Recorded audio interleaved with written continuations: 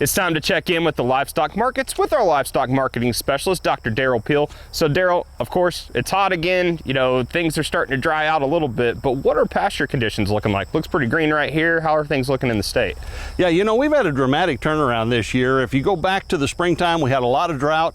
In fact, when the first condition report for pastures and rangeland came out in May, 54% of Oklahoma's pastures and rangelands were rated poor to very poor. And then we got a lot of rain through the spring and into July. July was a very wet month. And we got down to a point in mid-July where, only 5%, 6%, I think, of the Oklahoma's pastures and ranges were rated poor to very poor.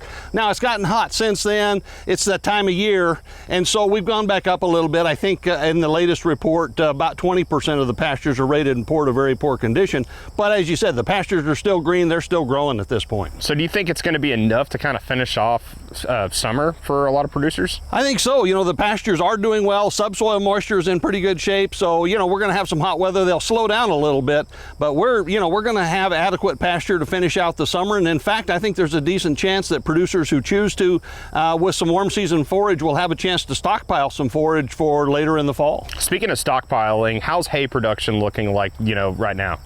USDA in their August crop production report released estimates for 2023 hay production.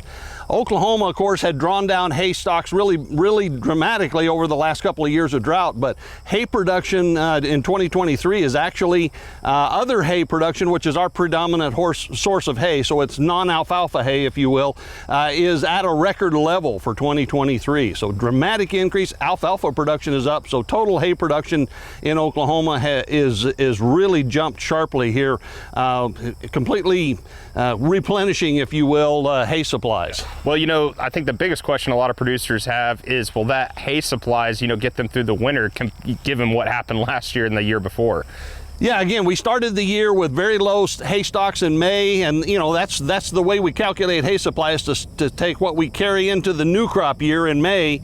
That was almost record low, and yet with the hay production that USDA is reporting for this year, it would appear that we've rebuilt the hay supplies in Oklahoma to very adequate levels to take us through the winter. So how is all this impacting, herd rebuilding? You had mentioned you hadn't really seen it in the data the last time we spoke, but do you think all of this is going to contribute to an increase?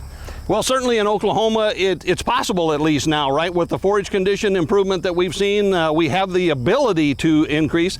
And I think as we go forward, we're likely to see it. It's going to depend on producers' expectations going forward, but I think it's very likely that we will begin to see here in the last part of the year some indications of heifer retention. We'll probably see cow culling drop to a minimal level. All righty, thanks, Derrell. Dr. Derrell Peel, Livestock Marketing Specialist here at Oklahoma State University.